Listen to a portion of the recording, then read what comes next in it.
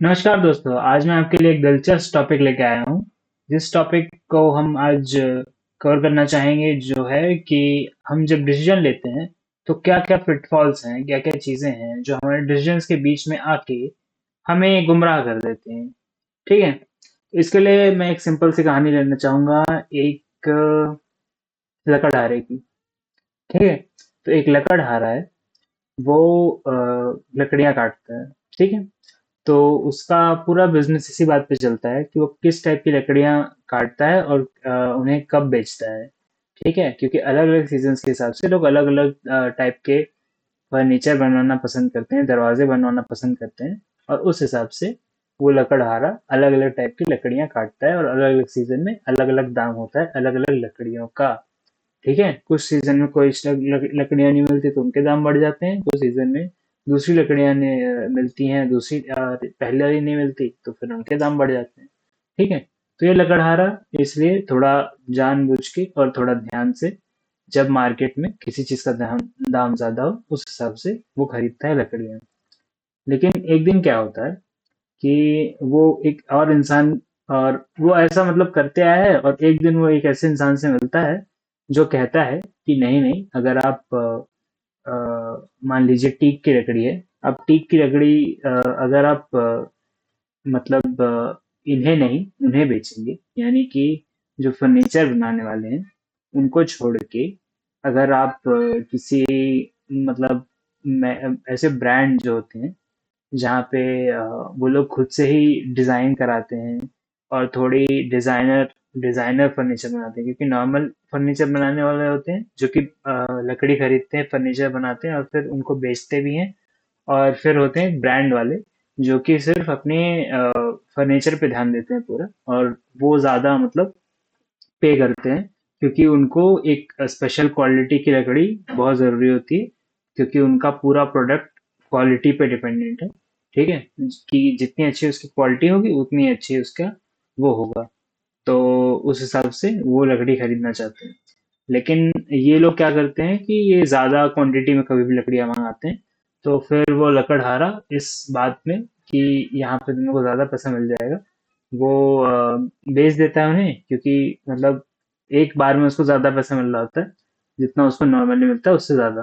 ठीक है, लेकिन ऐसे में क्या होता है कि फिर वो पूरा जंगल ही उसका ऑलमोस्ट जितना मतलब जहां से वो काटता है वो पूरा खत्म हो जाता है, और फिर ऐसा होता है कि ऑफ सीजन में जब लकड़ियों का दाम बहुत कम हो जाता है, तब तो उसने ऑलमोस्ट बेच दी थी थोड़ी महंगे पे, मतलब जब मतलब सस्ती मिल रही थी, बिक रही थी वो लकड़ियां, तब उसने बेच दी थोड़े महंगे पे। लेकिन जब रियल सीजन आया उस चीज का और एकदम महंगी बिकती है लकड़ियां, तब उसने क्या बोलते हैं उसे, तब वो उस लकड़ी के पीछे जब वहां पे गया कि मुझे बेचनी मतलब मेरे पास तो है ही नहीं, क्योंकि लकड़ियों का दाम काफी बढ़ गया और वो इतना ज्यादा था कि जो उसने स्टार्टिंग में इतनी सारी बेच दी थी वो उससे वो रिकवर नहीं कर पाया। ठीक है, तो वो सोच रहा था कि मतलब मैं थोड़ा थोड़ा बेचता था तो उससे मेरा काम भी चल जाता था, नहीं तो अभी क्या हुआ, मेरा पूरा जंगल ही वो हो गया है, और फिर अब मैं तुरंत तुरंत लकड़ियाँ भी नहीं बेच पा रहा हूँ, तो सीजन के हिसाब से नहीं लकड़ी बेच पा रहा हूँ। और वो लोग भी एक बल्क प्राइस पे उन्होंने खरीदा था तो उनके लिए भी ठीक ही जमा होगा वो चीज़। ठीक है, तो ऐसे हम जिंदगी में काफी टाइम डिसीजंस ले लेते हैं, ऐसे किसी के कहने पे या वैसे किसी के कहने पे। ठीक है, या तो वो हमारे बोलने के एकदम खिलाफ होगा, या मतलब जैसे हम काम कर रहे हैं या तो उसके एकदम खिलाफ होगा, और या फिर वो हमारे कहने के एकदम सही होगा। ठीक है, तो जब भी आप ऐसे डिसीजन लेते हैं कि आपने कोई चीज के बारे में पता किया और फिर उसके लिए आपने ध्यान से उसके बारे में मतलब खुद से नहीं सोचा, आपने बस देखा कि और ज्यादा लोग इसी चीज से प्रभावित हैं क्या, वो लोग भी ये करना चाह रहे हैं, और फिर आपने उस डिसीजन के पीछे आप भी लग गए कि मैं भी ये काम कर लेता हूँ। लेकिन अगर आप इसकी जगह आप ये बस देखिए कि मेरे को इससे क्या फायदा हो रहा है, क्या नुकसान हो रहा है, और क्या मेरे को ये डिसीजन लेना भी चाहिए। ठीक है, तो वो आप नहीं सोचते हैं। ठीक है, तो फिर दूसरी चीज ये है कभी कभी हम डिसीजन इस तरह ले लेते हैं कि हम काफ़ी इन्फॉर्मेशन इकट्ठा करते हैं उस चीज़ के बारे में। जैसे मैंने बताया कि आपको रिसर्च करनी चाहिए अपनी खुद से, तो कुछ लोग होते हैं जो एकदम इसका उल्टा करते हैं, जो बहुत ज़्यादा रिसर्च करते हैं। इतना ज़्यादा कि जैसे वो लकड़ी का क्या सीज़न है, कहाँ बिकती है, कहाँ वो बिकेगी, कैसे वो जाएगी, ठीक है, सब कुछ पता कर लेते हैं और इतना ज़्यादा पता कर लेते हैं कि उनको ये भी पता है कि किस सीजन में किस लकड़ी को कहाँ पे बेचने पे सबसे ज्यादा प्रॉफिट होगा।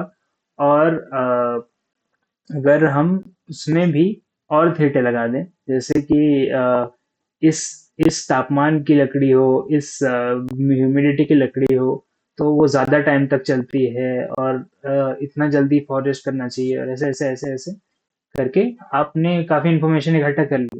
लेकिन आपका फॉरेस्ट तो वैसा ही है, ठीक है, वो थोड़ी बदला है। वो थोड़ी उतना आपने जितना इन्फॉर्मेशन इकट्ठा कर लिया उसके हिसाब से है। वो तो उसी हिसाब से लकड़ियां पैदा करेगा जिस हिसाब से आपने पेड़ पहले बोए थे, ठीक है। तो ऐसे में क्या होता है कि आप फिर सोचते हैं कि अभी भी परफेक्ट नहीं है, अभी और उगने देता हूँ, या फिर अभी भी कुछ और चीजें हैं जिनकी गुंजाइश है जो कि हो जाए तो उसके बाद ही मैं ये डिसीजन लूँ।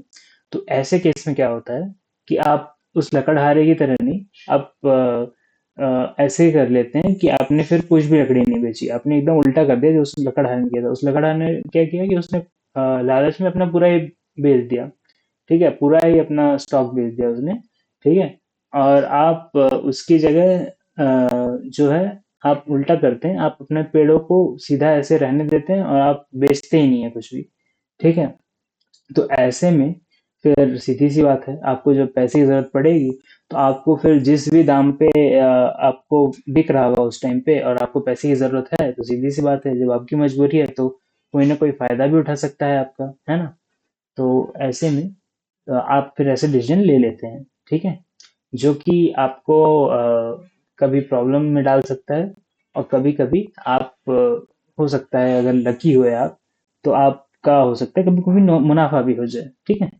लेकिन मेन चीज ये है कि अगर आप ऐसे ही सोचते रहेंगे कि मैं जितना ज्यादा इंफॉर्मेशन इकट्ठा कर लूंगा, तो कभी कभी वो ज्यादा डेंजरस होता है।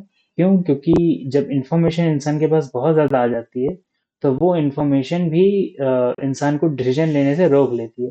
कभी कभी डिसीजन लेने के लिए आपको बस ले लेना होता है, ठीक है। ये आप अगर सोचते रहेंगे तो हो सकता है वो टाइम ही निकल जाए, वो अपॉर्चुनिटी ही निकल जाए। जैसे कि अगर आप स्टॉक मार्केट में जानते हैं कि ऐसे ऐसे ऐसे ऐसे ऊपर जाता है, वो फिर नीचे आता है, ऊपर जाता है, नीचे आता है, ऊपर जाता है, लेकिन कभी कभी बहुत ज्यादा अचानक से नीचे आ जाता है वो, ठीक है। तो अब आप ऐसे ऐसे सोच रहे हैं कि मैं इतना हाई जब पहुंच जाएगा तब तब मैं खरीदूंगा, सॉरी तब मैं बेचूंगा, मतलब मैंने यहाँ पे कहीं खरीद लिया, ठीक है, और यहाँ पे एकदम इधर पहुंचूंगा मैं, तब मैं बेचूंगा, ठीक है। आप यहाँ पे भी बेच के निकल सकते थे, ठीक है, तब भी आपको मुनाफा हो गया ना यहाँ से। आप यहाँ पे भी बेच के निकल सकते थे, लेकिन आप यहाँ तक पूरा जाना चाहेंगे, ठीक है। और फिर आपको फिर उसके बाद फिर आपको ये नहीं पता कि उसका खाई नहीं आनी, ठीक है। उस खाई में आप कितना फंसेंगे, आप फिर हो सकता है कि आपने जितना स्टार्टिंग में जिस का मुनाफा की सोची थी उसका नुकसान हो जाए, ठीक है। तो ऐसे में डिसीजन कभी कभी आपको मतलब ज़्यादा इन्फॉर्मेशन की वजह से भी दिक्कत आती है। तो दो चीज़ हो गई, एक तो अगर आपके पास लिमिटेड इन्फॉर्मेशन है और आप मतलब उसके पीछे ज़्यादा रिसर्च नहीं करते हैं, आप बस कही सुनी बातों पे या फिर कंफर्मेशन पे कि आप कुछ मानते हैं और वही चीज़ दूसरे लोग बोल रहे हैं, तो उस हिसाब से आप कर लेते हैं, ठीक है।